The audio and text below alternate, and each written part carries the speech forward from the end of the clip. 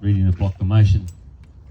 Yesterday I was thumbing through two books, very historic books about the marches and the people getting together here in Australia, standing strong against a tyrannical government.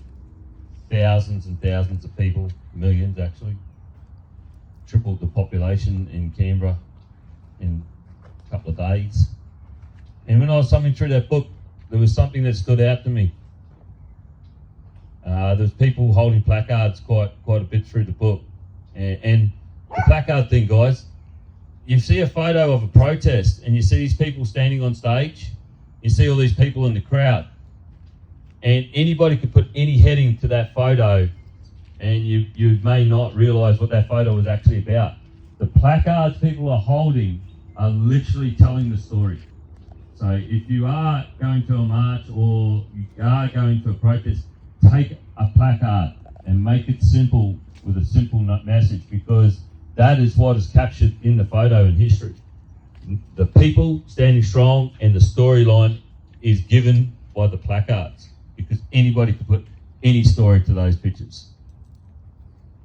We, the people that were there, know the truth. And also that book drove home to me. There was a young man holding a placard, had a picture of his father. He said, "I buried the father I never knew last week." Military man, I think, and he would have been forced to take a medical procedure, which didn't agree with him. And then there was another placard with another army gentleman with some young soldiers on it. And he said, "My mates died for freedom, not suppression." Our forefathers fought for our freedom. We had people that would lie about their age because your honour and what you stood for was more important than anything else at the time. And they stood and they lied about their age so they could go and defend our freedoms. They were lied to as well, yes, but they still stood in their truth and their honour, and their name meant more than anything else. Your handshake was better than some scribble on a piece of paper. Your word was worth more than some scribble on a piece of paper. And your actions every day showed what sort of man you were or woman you were. And these people should have stood strong. The women who went over there to try and save the men who stood up for their freedoms, they stood for our freedoms too. And that was brought home by those two small placards that were carried by one by a child and one by a guy. So many people have stood up for our freedoms for so long, and so many people now are giving them away every day. Stand in your truth, stand up for the people, stand up for your word, and stand up for what you know is right, and stand against what you know is wrong. A lot of you may know people that can't afford to pay their rent anymore. Why? Because there's a problem in society at the moment, which is the government. A lot of you may know people who can't afford food anymore. They can't afford to feed their kids. You might even be helping them. More than likely are, if you know. Why? Because there's a problem in society, the government. Why? They don't want you having any excess money. They don't want you having enough to have the luxury of buying stuff that you want to buy for your family. Most of you are buying bare essentials just to get through every week. And if you live week to week, why do you live week to week? They get 70% of your money. That's why you're living week to week.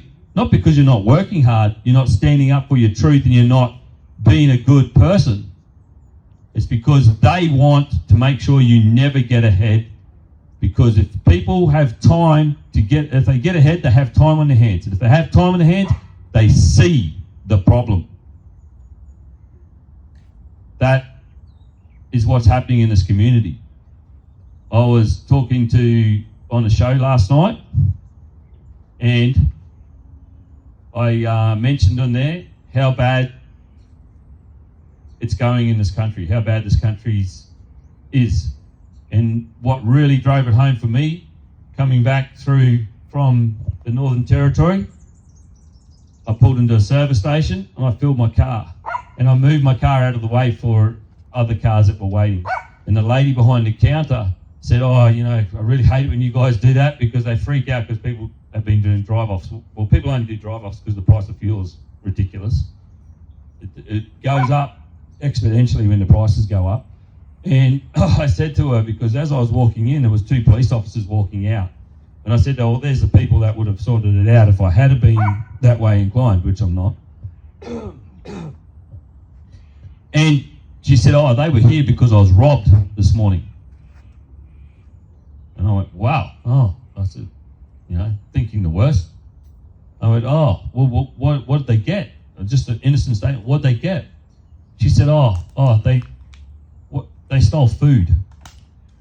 And I'm thinking, oh, you know, chips, fizzy drinks, junk food, lollies. And I said, oh, what type of food? And she said, oh, they stole sandwiches and pies. Now, that's not someone who's stealing because they want it. That's someone who's stealing because they need it. And if they steal more than one pie or one sandwich, they're probably feeding other people. And then she said, it was a 16-year-old girl. I can guarantee she is feeding either her brothers, her family, her extended family. And that is how bad this country has become. When people are stealing food, and not junk food, but real food, this society has a big problem. It already had a big problem, but it's getting a lot worse.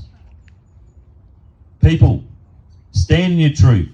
Stop allowing them to rob you of your everyday right to live happy.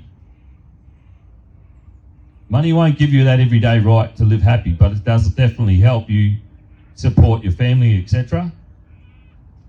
It's time to stand up. It's time to stop the infighting. Stand with everybody.